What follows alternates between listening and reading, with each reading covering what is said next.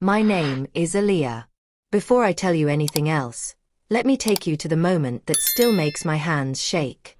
I was standing in front of my son's apartment door, my small travel bag slipping from my fingers, when I heard a voice inside say, "Just hide it. She's old. She won't notice." That voice was my son's. And that was the moment everything I believed about my life began to fall apart. But before I continue, please pause for a second. If you enjoy emotional real-life stories like this, stories about family, betrayal, and strength, please subscribe to this channel, like this video, and turn on the notification bell so you never miss another story. Also, tell me in the comments what country you're watching from. I want to know who is listening to me right now. Now listen carefully, because what I found when I finally opened that door changed everything. I had not seen my son in almost 3 years. 3 long years. At first, he used to call every week. Then it became once a month. Then only on holidays. And finally, silence. Whenever I called, he was busy. "Mom, I'll call you back." "Mom, work is crazy." "Mom, I'll visit soon, I promise." But promises became excuses. And excuses became nothing at all. I told myself he was just trying to build his life. I told myself good mothers wait patiently. I told myself not to complain. But deep inside, something felt wrong. So one morning, I made a decision that scared me. I packed a small bag. I took the little money I had saved. And without telling anyone, I went to visit my son. I wanted it to be a surprise. I imagined his face lighting up. "Mom, you didn't tell me you were coming." I imagined a hug, a laugh, maybe even tears. What I did not imagine was fear. The bus ride was long and uncomfortable. My legs hurt. My back ached. But my heart was hopeful. I kept whispering his name like a prayer. When I finally arrived at his apartment building, I stood outside for a long time just looking up. It was bigger than I expected. Nicer. Cleaner. "So he's doing well," I said to myself, smiling. I climbed the stairs slowly, one step at a time, until I reached his door. That's when I heard the voices. At first, I thought maybe the TV was on. Then I heard my son laugh. And then, those words. "Just hide it. She's old. She won't notice." My heart skipped. Hide what? I stood there, frozen, my hand still raised to knock. Another voice answered. A woman's voice. Sharp. Cold. "You better be sure. If she finds out, everything is ruined." My knees felt weak. Find out what? I wanted to knock. I wanted to turn and leave. I wanted to pretend I heard nothing. But before I could move, the door opened. My son stood there. His smile appeared first, then disappeared the moment he saw my face. "Mom," he said, his voice breaking. What are you doing here?" I dropped my bag. "I came to see you," I said softly. "Is that a problem?" He didn't answer. He just stared at me like I was a ghost. Behind him, the woman from the voice stepped forward. She looked me up and down like I was something dirty brought in by the wind. "Oh," she said. "So this is her. This is her. Not this is my mother. Not welcome. Just, this is her." My chest tightened. "Come in, Mom," my son finally said, forcing a smile that didn't reach his eyes. I stepped inside. The apartment smelled expensive. New furniture. Clean floors. Big television. But something else filled the room too. Tension. Fear. Secrets. As I walked in, I noticed something strange right away. Family pictures. But none of me. Pictures of my son as a child.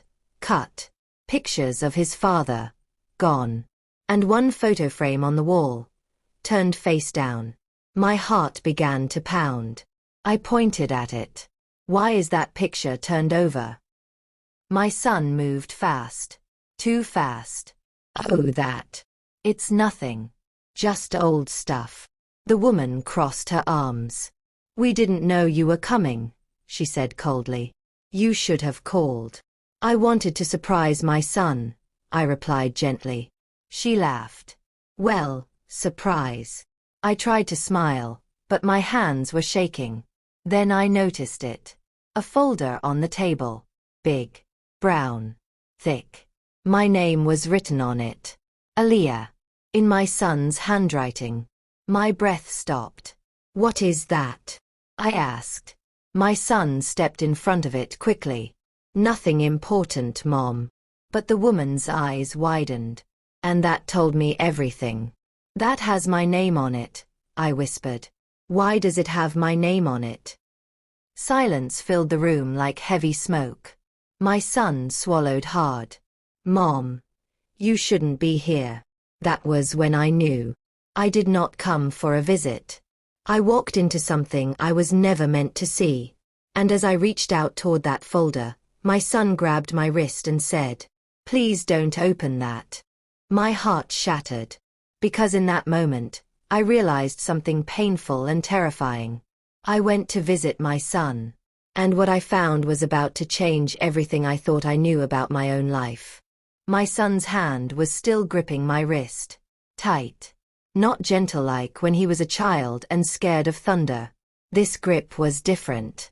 It was full of panic.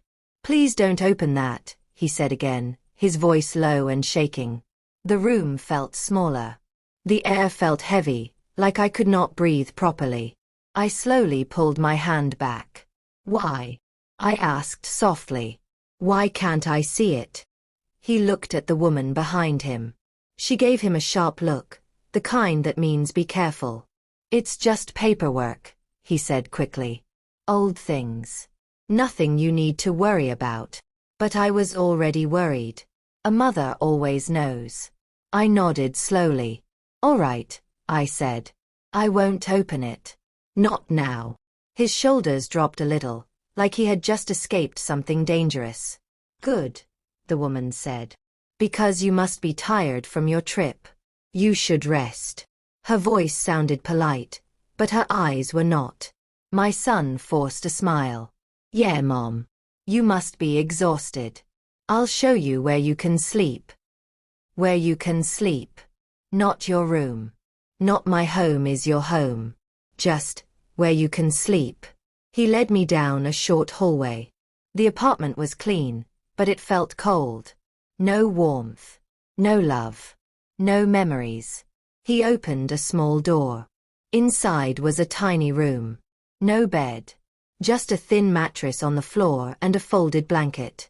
This is temporary, he said quickly. Just for tonight. I looked at him. When did your home stop having space for me? I asked quietly. His eyes dropped to the floor. I'll make it up to you, he said. I promise. I nodded again, even though my heart was breaking. When he left the room, I sat down slowly on the mattress. My knees hurt. My back hurt. But the pain in my chest was worse. I could hear them talking in the living room. Whispers. Angry whispers. You shouldn't have let her in, the woman hissed. She's my mother, my son replied.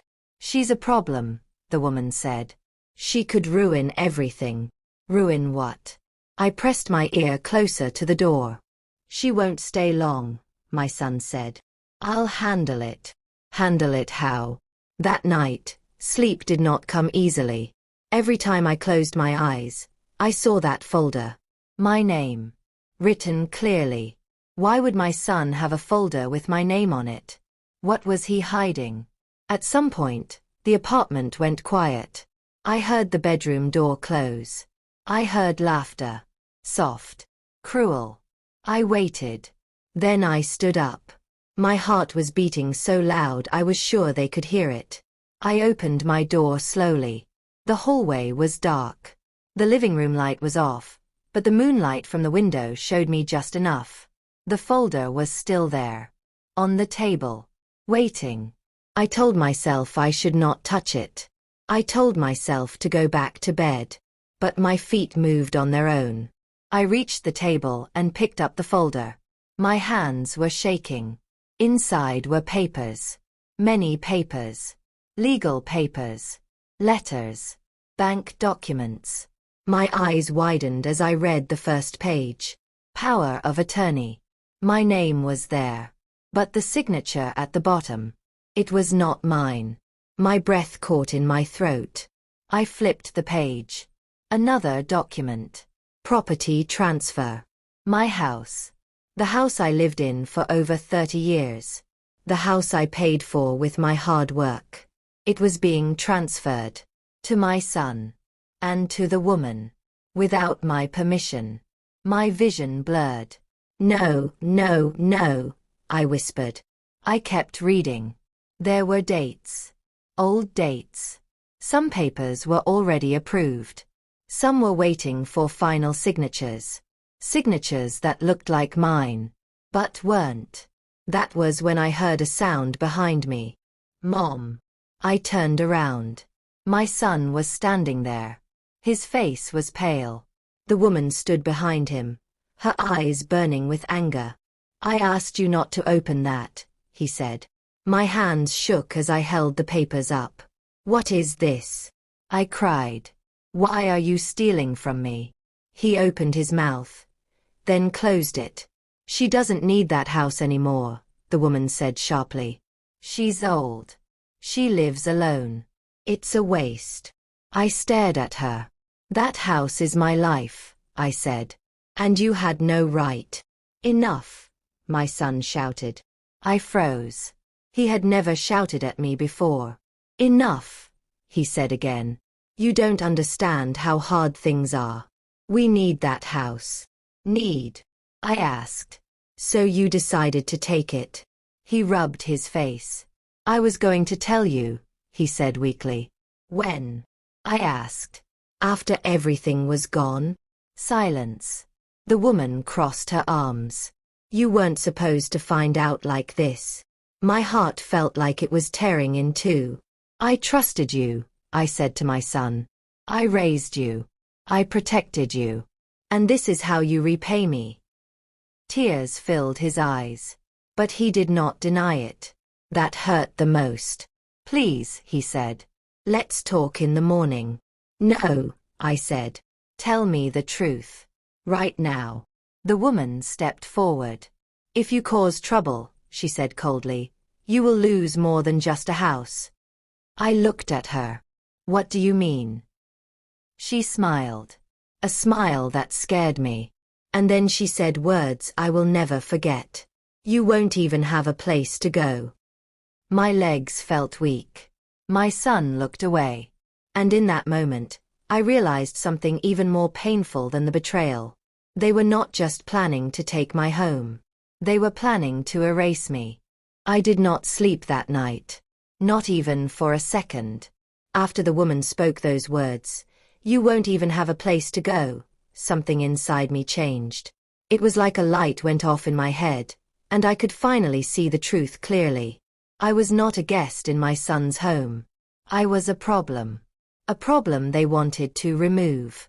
I went back to the small room and sat on the mattress, hugging my knees like a scared child. Every sound made me jump. Every creak of the floor felt like danger moving closer. From the bedroom, I could hear them talking again. Not whispering this time. Arguing. You scared her, my son said.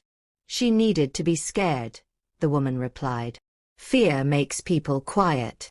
That sentence went through me like a knife. Fear makes people quiet. I covered my mouth with my hand so they would not hear me breathe. She's still your mother, my son said, but his voice was weak. Tired. And that makes her dangerous, the woman answered. She can ruin everything we've planned. What if she goes to the police? My son asked. She won't, the woman said calmly. She won't even know where to start. I felt sick. So this was not a mistake. This was a plan. A plan that had been growing while I sat alone in my house, waiting for phone calls that never came. I lay down slowly, keeping my clothes on. I did not trust the night. I did not trust the walls. I did not trust my own son anymore. At some point, I must have fallen into a light, restless sleep, because the next thing I knew, I heard my name. Aaliyah. I opened my eyes. The room was dark. My son was standing at the door. Mom, he whispered. We need to talk. My heart raced. I sat up slowly. About what? I asked. He stepped inside and closed the door quietly behind him. I didn't want you to find out like that, he said. Things just got out of hand. I stared at him. You forged my signature, I said. That didn't just get out of hand. He looked away. She pushed me, he said. She said it was the only way. So you let her turn you into a thief? I asked. He flinched. I'm still your son, he said. I would never hurt you. But you already did, I replied softly. Tears filled his eyes.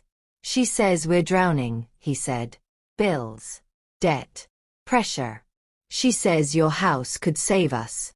And what about me? I asked. Where do I go? He was quiet. Too quiet. That silence answered my question. Say it, I whispered. Tell me you had a plan for me. He swallowed hard. She said, maybe assisted living. Or staying with relatives. I have no relatives left, I said.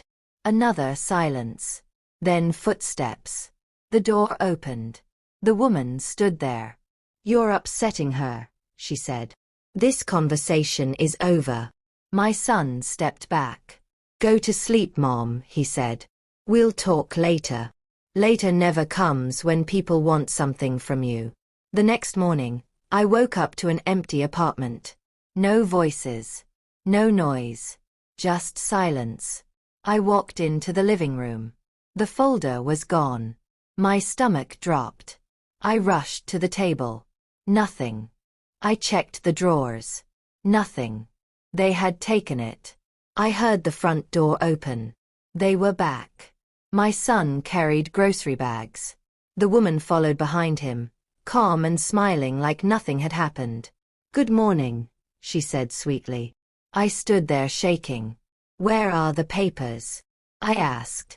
She placed the bags down carefully. You shouldn't worry about adult matters, she said. Those are my documents, I said. You had no right to move them. She leaned closer. Everything is already in motion, she whispered. You can't stop it. I felt dizzy. My son would not look at me. We're going out, he said. We'll be back later. And what am I supposed to do? I asked. Rest, the woman said. Think. The door closed behind them. I locked it. My hands were shaking so badly I could barely turn the key. I sat on the couch and tried to breathe. Think. Aaliyah. Think. I remembered something. Something small. A conversation from years ago. A lawyer. A friend of mine who once helped me update my will. I stood up fast. I needed help. But my phone. It was gone. I checked my bag. Empty. I ran back to the room. Gone. My phone was gone. They had taken it. That was when fear turned into something else. Anger. Cold. Quiet anger. They thought I was weak. They thought I was confused. They thought I had no power. They were wrong. I searched the apartment slowly, carefully. In a drawer, I found an old tablet. Cracked screen. Slow. But it turned on. I smiled for the first time since I arrived. I opened my email. And there it was. An old message. From the lawyer. I typed with shaking fingers. I need help. My son is trying to steal my house. I sent it. Just as I heard the door unlocking. My heart jumped. I quickly put the tablet back and sat down. They walked in. The woman looked at me closely. Too closely. You look tired, she said. I am, I replied. Good, she smiled. You should rest. Big changes are coming. I looked at my son. He would not meet my eyes. And in that moment, I understood something terrifying. I was not safe in that house. And whatever they were planning had already begun. The message I sent stayed on my mind like a burning coal. Every minute that passed after that felt dangerous. I kept asking myself one question over and over again. What if they find out I asked for help? That fear followed me everywhere in the apartment. The woman watched me closely that day. Too closely. Her eyes followed my movements like she was counting my steps. "You don't have to clean," she said when she saw me wiping the table. "Just sit. Relax." Her voice was sweet, but I knew better now. She didn't want me touching anything. She didn't want me looking. My son barely spoke. When he did, his words were short and careful, like he was afraid of saying the wrong thing. "Are you hungry, Mom?" he asked without looking at me. "I'm fine," I said. That was a lie. I was not fine. My body was weak, but my mind was awake in a way it had never been before. Late that afternoon, the doorbell rang. The woman froze. My son stiffened. They looked at each other. "Were you expecting someone?" my son asked her. "No," she said quickly. My heart began to pound. The bell rang again. The woman forced a smile and walked to the door.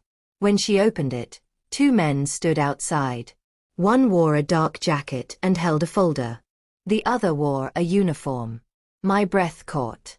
The woman stepped forward, blocking the doorway. "Can I help you?" she asked. The man with the folder spoke calmly. "We're here regarding a property matter."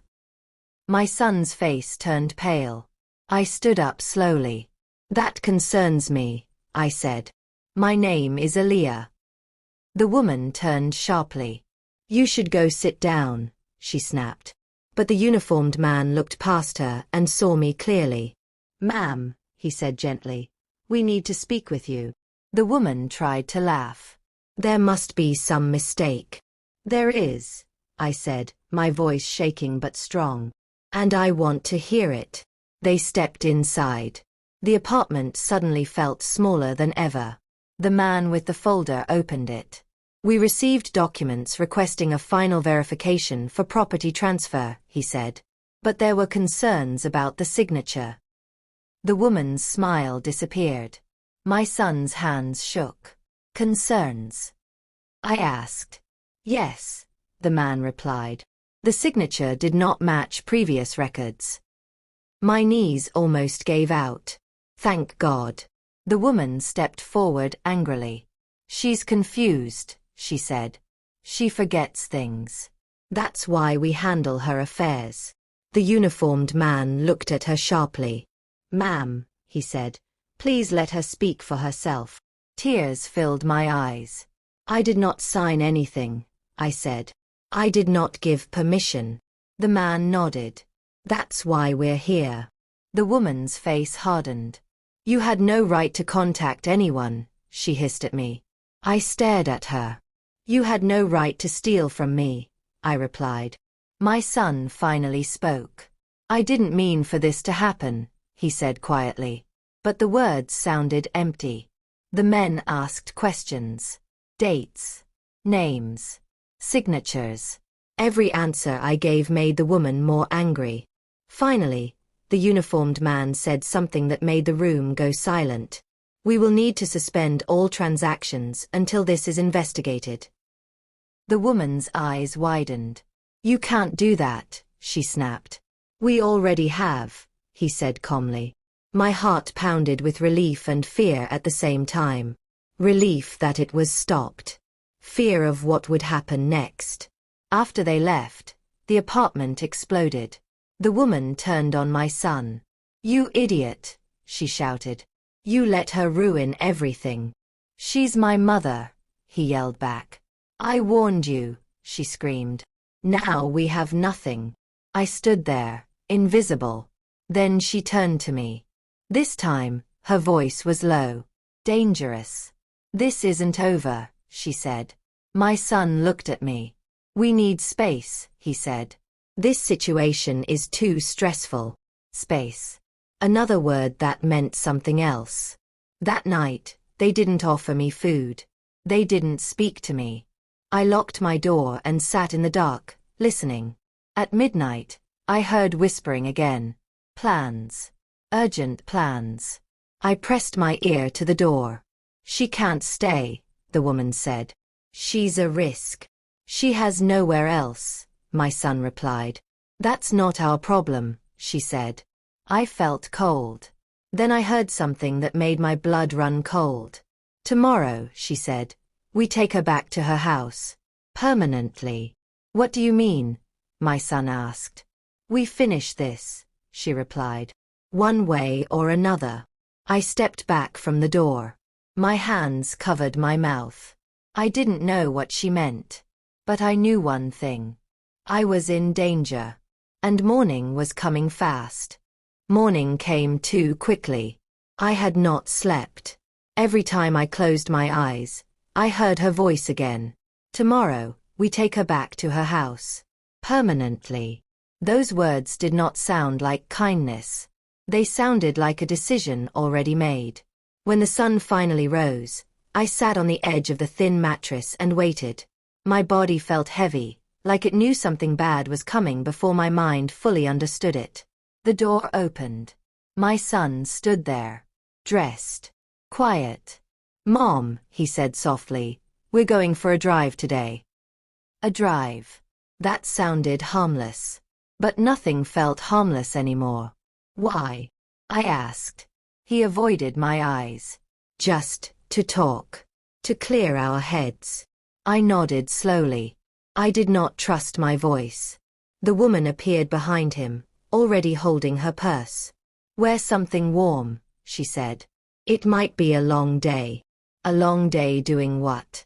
I followed them out of the apartment. The hallway felt colder than before. The stairs felt steeper. Every step felt like I was walking away from something I might never see again. They led me to the car. The woman sat in the front passenger seat. I was guided to the back. The doors locked with a sharp click.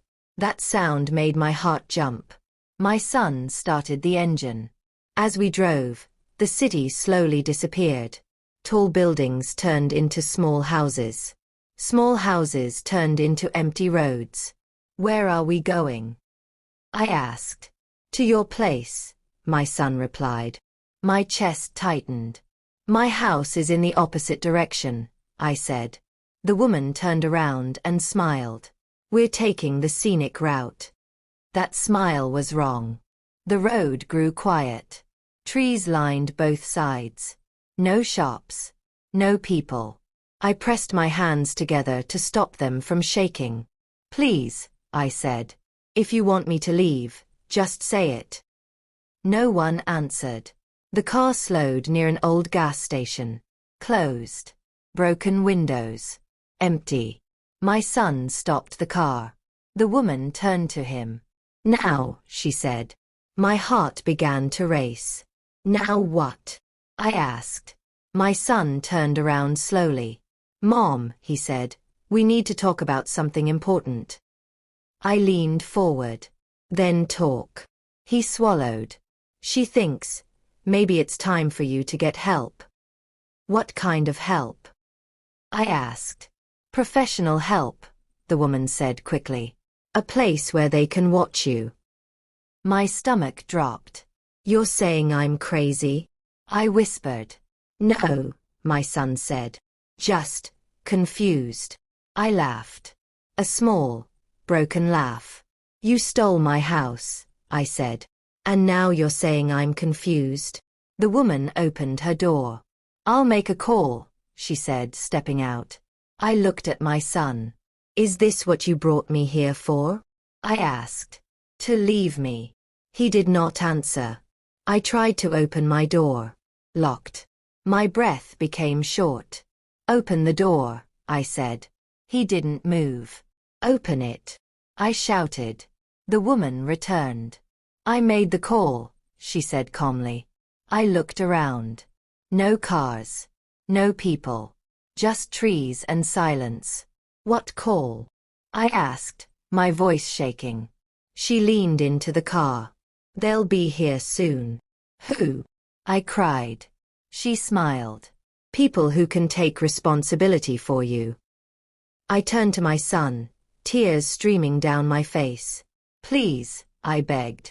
I carried you. I fed you. I loved you. His hands were shaking on the steering wheel. I'm sorry, he whispered. That was when I realized the truth. This was not a trip. This was an exit. I banged on the window. I screamed. But there was no one to hear me. Then I heard sirens in the distance. The woman smiled wider. They're coming, she said. My heart pounded so hard I thought it would burst. But then something happened. The sirens grew louder. And louder. And then stopped. Right behind us. 2 vehicles pulled up. But they were not what the woman expected. 2 officers stepped out. My son froze. The woman's smile disappeared. One officer walked to my window. Ma'am, he said gently.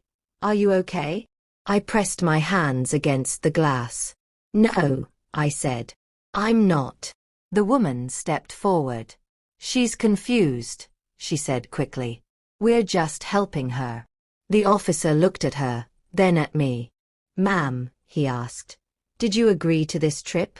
I shook my head. No. My son's face went white. The officer turned to him. Sir, he said firmly, please step out of the vehicle. My heart raced. For the first time since I arrived, hope flickered inside me. But the woman clenched her fists. This was not going the way she planned. And I knew, deep down, she would not give up easily. The air around the car felt tight, like it might snap at any moment. The officer's hand rested calmly near his belt, but his eyes were sharp. He was watching everything. Watching them. Sir, the officer repeated, louder this time, step out of the vehicle. My son didn't move. His hands were still gripping the steering wheel, knuckles white, like if he let go, everything would fall apart. Sir, the second officer said, walking closer. Now. Slowly, my son opened the door and stepped out. His legs looked weak. He couldn't even look at me. The woman laughed nervously. This is all a misunderstanding, she said. She gets emotional. She forgets things. The officer ignored her and looked straight at my son. Did she agree to this trip? He asked again. My son swallowed hard. I didn't force her, he said. That's not what I asked, the officer replied calmly. Did she agree? Silence. That silence felt louder than shouting. I leaned forward and pressed my forehead against the glass. My chest hurt. My heart hurt. No, my son finally whispered. The officer nodded, like he had expected that answer. Ma'am, he said to me, we're going to unlock the door now. Click. The sound of the lock opening felt like freedom. I pushed the door open and stepped out slowly. My legs shook, but I stayed standing. I refused to fall. Not in front of them. Not today. The woman stepped between me and the officers. You're making a mistake, she said sharply. She needs care. She's not stable. I looked straight at her. I remember everything, I said. Including what you tried to do to me. The officer turned to her. Ma'am, he said, we'll need to ask you some questions. Her face changed. Not angry. Not scared. Cold. She crossed her arms. I know my rights, she said. That's good, the officer replied. So do we. They separated us. One officer walked with me to the side of the road. He spoke gently, like I was made of glass. Can you tell me why you felt unsafe? He asked. I took a deep breath. I told him everything. The folder. The forged papers. The threats. The locked doors. The missing phone. The drive I never agreed to. As I spoke, my voice grew steadier. Stronger. Every word felt like taking back something they tried to steal from me. When I finished, the officer nodded slowly. That's serious, he said. On the other side of the road, the second officer questioned my son and the woman. I could hear raised voices. "She's lying," the woman snapped. "She doesn't understand what's happening." "She understands just fine," my son said suddenly. Everyone froze. I looked up. He was crying. "I messed up," he said, his voice breaking. "I let it go too far." The woman turned on him. "What are you doing?" she hissed. "Telling the truth," he said. The officer stepped closer. "Sir," he said, "we need you to explain." My son rubbed his face with both hands. "She pushed me," he said. "She said it was the only way. That Mom wouldn't notice. That it was for our future." The woman stared at him like she wanted to scream. "You promised me," she said through clenched teeth. "I promised to protect my mother," he replied softly. "And I failed." Those words hit me harder than anything else. Failed. The officers exchanged a look.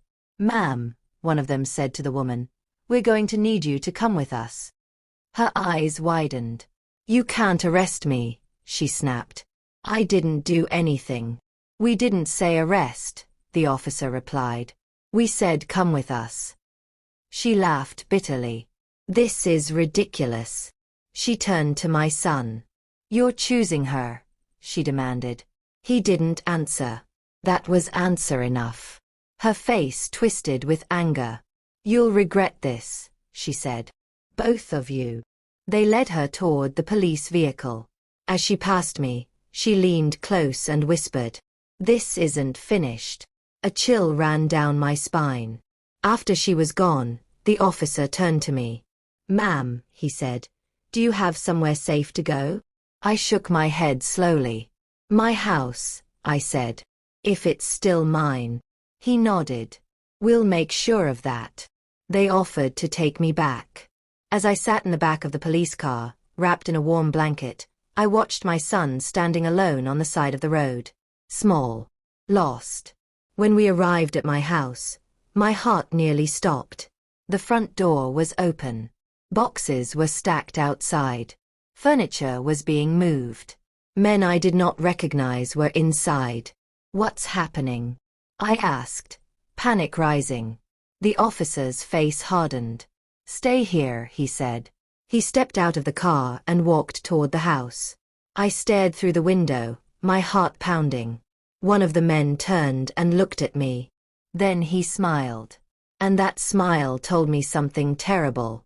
Whatever they had planned for me, they had already started. The police car stopped completely. I could hear my own heartbeat. The front door of my house was wide open, just like a mouth swallowing everything I had ever loved. Boxes were stacked on the lawn. My curtains were gone. My chair, the one I used every evening, was outside, covered in dust. "That's my home," I whispered. The officer opened the car door. "Stay here," he said again, firm this time. "Do not get out." But I leaned forward, pressing my hands against the window. Inside my house, strangers moved around like they belonged there. They carried my things. My plates. My pictures. My life. One man laughed as he passed another box outside. I felt sick. The officer walked quickly toward the house, speaking loudly. "Everyone stop what you're doing." The men froze. One of them stepped forward. Tall. Confident. "Who are you?" he asked. "Police," the officer replied. "Who hired you?" The man pointed toward a truck parked down the street. "We were told the property was cleared," he said. "Paid in advance." Paid. My knees felt weak even sitting down. The officer asked for papers. The man handed them over. I saw the officer's face change as he read. He turned around and looked straight at me through the windshield. That look told me everything. Something was very wrong. Another officer arrived and joined him inside the house. They spoke quietly but urgently. Minutes felt like hours. Finally, the officer came back to the car. "Ma'am," he said carefully, "someone filed an emergency possession notice this morning." My ears rang. Filed by who? I asked. He hesitated, then said it. By your son. The world tilted. I gripped the seat. No, I whispered. He wouldn't. But even as I said it, my heart knew the truth. He had already started. Before the road trip. Before the police. Before I even knew. They said you agreed, the officer continued. That you were moving. Moving. Without my voice. Without my choice. Without my knowledge. Tears streamed down my face, but I didn't wipe them away. This house is mine, I said. I never signed anything. We believe you, the officer replied. That's why we stopped the removal. But this is bigger now. Bigger. That word scared me. They told the movers to stop immediately. Some of my things were already gone. Gone where? No one could answer that yet. As the officers spoke to the men, a car pulled up fast. Too fast. My stomach dropped. I knew that car. My son stepped out. His face was red. His eyes swollen. He saw the police. He saw me in the car. He froze. Mom, he said, walking toward me slowly. The officer stepped between us. Sir, he said, you need to explain why you filed those papers. My son looked down. I thought it was already done, he said quietly. You thought? The officer asked sharply. She was supposed to be gone, my son whispered. Those words broke something inside me. Gone. Like I was furniture. Like I was nothing. I opened the car door and stepped out. My legs shook, but I stood tall. Look at me, I said. He looked up. And he started crying. I didn't think you'd come back, he said. I never left, I replied. You pushed me. He fell to his knees on the grass. I was scared, he said. She said if we didn't act fast, we'd lose everything. And what about me? I asked. Was I not part of everything? He couldn't answer. The officers spoke again, firm and clear. These papers are under investigation, one said. Any further action is suspended. Relief washed over me, but it didn't last. Because then I saw her. Across the street. Standing near the truck. Watching. The woman. She smiled when she saw me. Not a happy smile. A knowing one. She turned and walked away calmly, like someone who had already planned the next move. I felt cold. The officer noticed my stare. Do you know her? He asked. Yes, I whispered. And she's not done. As the movers packed up and left, I walked slowly back into my house. My house felt empty. Wrong. Drawers were open. Closets searched. Papers missing. Memories disturbed. Someone had been digging. I went into my bedroom. My small safe was open. Empty. My hands began to shake. What's missing? The officer asked. I swallowed hard. My original deed, I said. And my birth documents. The officer's face went serious. That changes things, he said. Outside, sirens echoed again. Not for help this time. For warning. Because now I understood the truth. They didn't just want my house. They wanted my identity. And if she had those documents, she could still destroy me.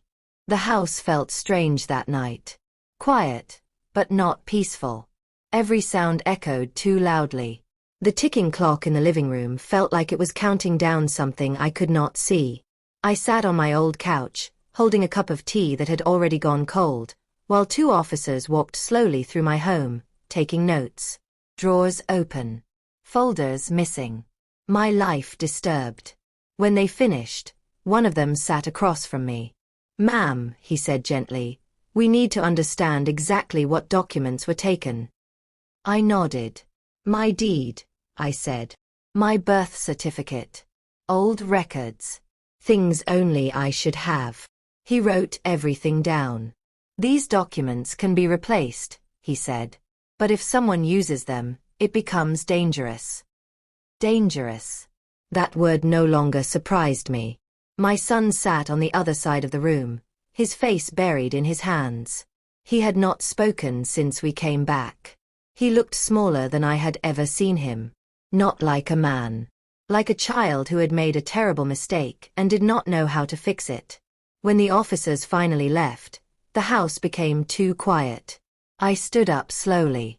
Sit, I told my son. He obeyed. I remained standing. I want the truth, I said. All of it. No more lies. He nodded, tears sliding down his face. She planned it, he said. From the beginning. My chest tightened. Planned what? I asked. Everything, he whispered. Meeting me. Getting close. Learning about you. I felt dizzy. She asked questions, he continued. About your house. About your savings. About whether you were alone. My hands clenched. She said she loved me, he said. But she talked about you like a problem that needed to be solved. I closed my eyes. How long? I asked. Over a year, he replied. A year. While I waited for calls. While I defended him to neighbors. While I told myself he was just busy. She said you were weak, he said quietly. That you wouldn't fight back. I opened my eyes and looked at him. And you believed her? He nodded. I was tired, he said. I wanted an easy answer. I took a deep breath. And the documents? I asked. She took them, he said quickly. Yesterday morning. She said she needed them to finish things. My heart pounded. Finish what? I demanded. He shook his head. I don't know. She wouldn't say. I walked to my bedroom and sat on the edge of the bed. My life had been turned into a plan. A strategy. A transaction. I heard a knock on the door. My heart jumped. The officer from earlier stood there. Ma'am, he said. We found something. He handed me a small envelope. Inside was a printed email. My name was on it. But I did not write it. It was sent to a housing authority. It said I was voluntarily vacating my home due to mental decline. My hands shook. This is a lie, I said. We know, the officer replied. The IP address matches her phone. I looked at my son. His face collapsed. She was trying to erase you, the officer said softly. Legally. I felt sick. She was going to say I wasn't capable, I whispered. That I didn't exist the way I used to. The officer nodded. We've issued a hold on all records. But she's still out there. That night, I could not sleep. Every shadow looked like her. Every sound felt like a step closer. I locked every door. At around midnight, my phone rang. An unknown number. My heart nearly stopped. I answered slowly. Hello. Silence. Then breathing. Slow. Calm. And then her voice. You should have stayed quiet, she said. My blood ran cold. What do you want? I asked. She laughed softly. It's too late, she said. You can't prove who you are anymore. The line went dead. I stared at the phone. My son rushed in. Who was that? He asked. I looked at him. She's not done, I said. She thinks she's already won. I went to the window and looked outside. Across the street, a car was parked. Engine off. Lights dark. Someone was inside. Watching. My stomach dropped. Because now I understood. This was no longer just about my house. It was about control. And she was still close. I did not move away from the window. The car across the street sat there like a threat that did not blink. No headlights. No engine sound. Just a dark shape pressed into the night. Watching. My son stood behind me, breathing hard. You think it's her? He asked. I know it is, I replied. A mother knows many things. Fear sharpens that knowing. The phone was still in my hand. My palm was wet with sweat. She said I can't prove who I am anymore, I said quietly. That means she's already tried something. My son ran his hands through his hair. I didn't know it would go this far, he said. But it did, I replied. And now we have to survive it. We locked every door again, even though they were already locked. Windows checked. Curtains pulled. Lights off. We sat in the living room in silence. Minutes passed. Then an hour. The car didn't move. At around 1:30 a.m., my phone buzzed. A message. Unknown number. You should rest. Tomorrow will be busy. My chest tightened. She's close, I whispered. My son stood up. I'll go outside, he said. I'll talk to her. No, I said sharply. You won't. She's doing this because of me, he replied. I have to fix it. You already tried fixing things her way, I said. That's how we got here. Another message came. You can't hide forever. I called the police. This time, I did not hesitate. They said they were sending someone. 5 minutes later, the car across the street slowly pulled away. Too calm. Too planned. She knows how to disappear, I said. The officers arrived and took another report. They told us to stay alert. To call if she returned. After they left, the house felt heavier than before. At dawn, my son finally fell asleep on the couch. I did not. I sat at the table and thought. Thought about every paper she took. Every lie she told. Every system she touched. She was not acting like someone guessing. She was acting like someone experienced. That scared me the most. At 9 a.m., the doorbell rang. My heart jumped. I checked the camera. A woman stood there. Not her. A delivery worker. I opened the door just enough. Aaliyah? The woman asked. Yes, I replied. She handed me a thick envelope. No return address, she said. Just asked that it be delivered today. My hands shook as I closed the door. Inside the envelope were copies. Many copies. Medical forms. Psychological evaluations. All with my name on them. All saying the same thing. Mentally unfit. Requires supervision. Dates from months ago. Doctors I had never seen. Clinics I had never visited. My signature forged again. My son read over my shoulder and gasped. She built a case, he whispered. Yes, I said. A false one. At the bottom of the pile was a court notice. A hearing date. Tomorrow morning. Emergency guardianship review. If I did not appear, if I could not prove myself, I would legally lose control of my life. House. Money. Decisions. Everything. She was going to win without touching me, I said. Without another word. My son dropped into a chair. This is my fault, he said again. I placed a hand on his shoulder. No, I said. It's my fight now. We called the lawyer immediately. He listened quietly. Then he said words that chilled me. She's good, he said. But she rushed. What does that mean? I asked. It means she made a mistake, he replied. And mistakes leave trails. He told us to gather everything. Emails. Messages. Voicemails. Every threat. Every document. He said he would meet us at the courthouse. As the day dragged on, my phone buzzed again. Another message. Tomorrow, you belong to me. I deleted it. Not out of fear. Out of decision. That night, I stood in my bedroom and looked at the empty safe. She thought stealing my documents erased me.